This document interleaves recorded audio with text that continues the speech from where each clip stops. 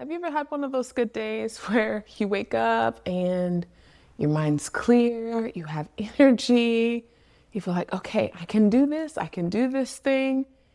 And usually what ends up coming next is like, oh boy, good. I have so many chores I'm gonna do. I have laundry, I have all the things. I need to hurry up and knock all this stuff out because I don't know when this energy is gonna come back. Only to set yourself up for a massive flare that can sometimes ruin the next day or the next 3 days or sometimes the next week or month. I want to talk about that today, and I want to talk about breaking that pattern, breaking that cycle, so we're not just setting ourselves up for another flare. I want to talk about how to handle those green days, those good days, and how we can actually make it more sustainable for us. So, welcome back. I'm Virginia. I'm a licensed mental health therapist, and I was recently diagnosed with 2 autoimmune disorders. So thank you so much for joining me. We're going to be talking about burnout. We're also going to be talking about life, love, career, parenting, and all the things that chronic illness just touches. So, but I want to jump into this because this recently happened to me. Hopefully, y'all are not hearing my dog right now. He's really upset. So I recently woke up yesterday with just waking up really good, felt really great. About 20 minutes into my workout, and I was like, you know what?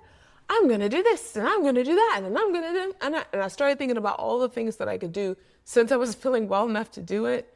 And I was like, wait a second. I probably need to slow myself down here because it's been a minute since I have felt this great. Because it just started immediately, honestly reminded me of my mom that as soon as she had a good day, or my grandmother, whenever they had a good day, they were cooking things for everybody. They were doing all the things. They were planning and helping people save their houses and all kinds of stuff that they did these amazing things when they had a good day. And so, and naturally, like I said, I was starting to go into that and I was like, wait a second. I probably need to slow down just a little bit because it's been a minute since I've had a good day. And if you're like, Virginia, what are you talking about? Yellow days, green days. We'll also eventually start talking about some red days. I'm talking about different points in time where we're at in our healing journey, not just necessarily for healing mental health wise, but I'm also talking about flare wise in terms of chronic illness. Where are we at? And so when I take a look at that for myself, I'm looking at my energy level, I'm looking at my mood, I'm looking at pain, I'm looking at any other symptoms that could be going on in my body that would signify some sort of a flare.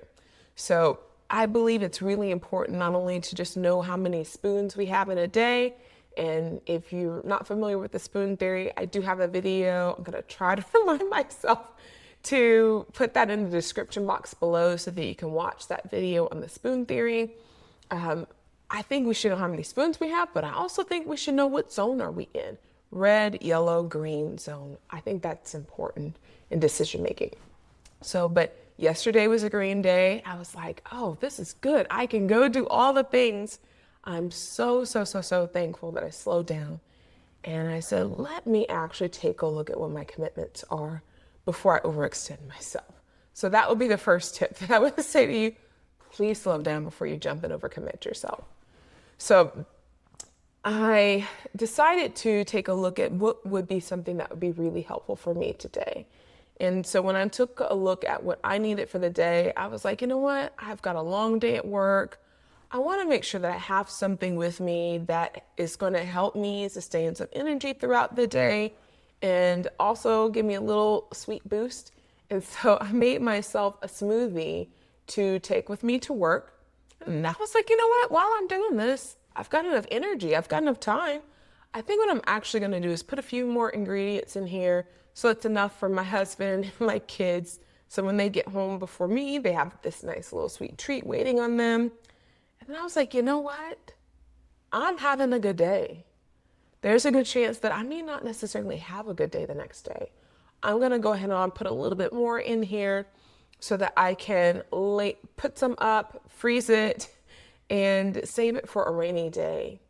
So a lot of times people are asking me, Virginia, how do you do it? How are you finding these patterns that are so sustainable? And it's because I'm able to utilize my green days well without overextending myself. So I took a look at, that would probably be tip number 2, okay? Is take a look at what would be something that would be sustainable for you that you're gonna wish and want, that you're gonna wish and want, that you put together for yourself so that you could have that in a rainy day. So I have some rainy day supplements. I have some rainy day food items that are just in my freezer that I know I can grab them at will and I can have something really lovely without putting a whole lot of energy or effort into it. So that's why sometimes folks are like, Virginia, how did you have smoothie already in your freezer? I'm so tired. I can't do anything when I'm like that. I'm like, me too. I can't do anything either. So it's really nice to have something that's like a grab and go thing for myself. Okay.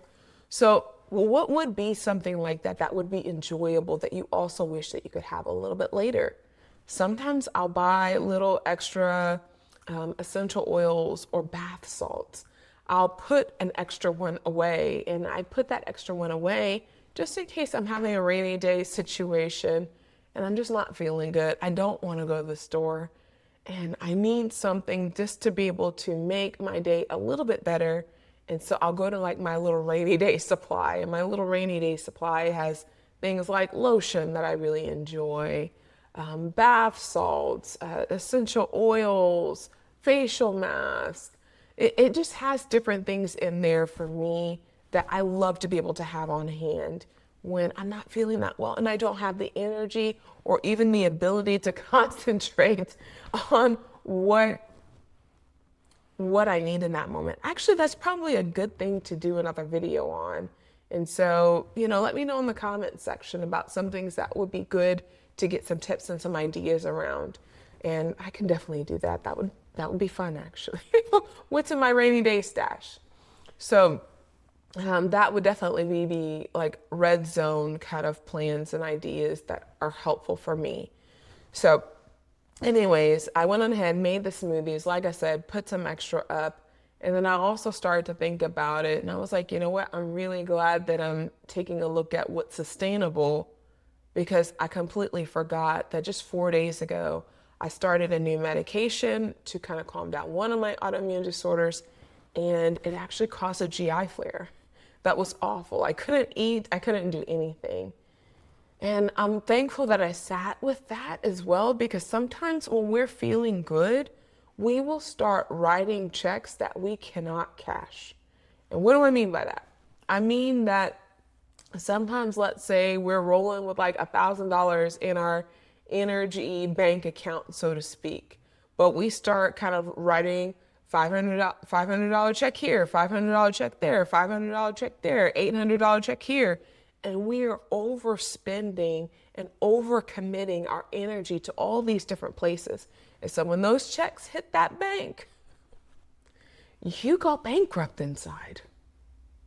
That is not a fun place at all, to feel all those commitments come back in your nervous system, and your nervous system just crash, and you're not following through with commitments like you normally would.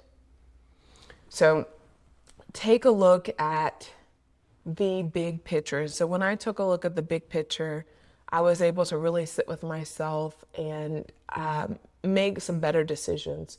One of the better decisions that I made, as I was able to kind of slow myself down, was a colleague reached out to me and said, hey, Virginia, there's this training. It's across the country. It should be a lot of fun. We should go to it. It would be great. And I was like, oh my goodness, this would be fantastic. I would love to do that. And I was like, wait a second, let me sit with it.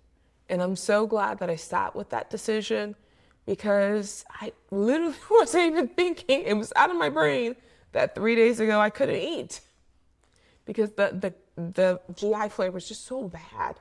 So my finding that I'm in a green zone day was a little bit of a trick, at least for me, because it wasn't necessarily a true green zone day yesterday. It was more kind of like yellowish green, because once I started feeling good, I actually forgot that morning I felt pretty sluggish when I first woke up. So try not to make these impulsive decisions on your energy level, on your capacity, because if you do that, you later on will find places where you're going to regret it. And I don't want that for you. I definitely don't like it when it happens to me. So, but these are some tips in terms of how to be able to manage these kind of greenish zone days.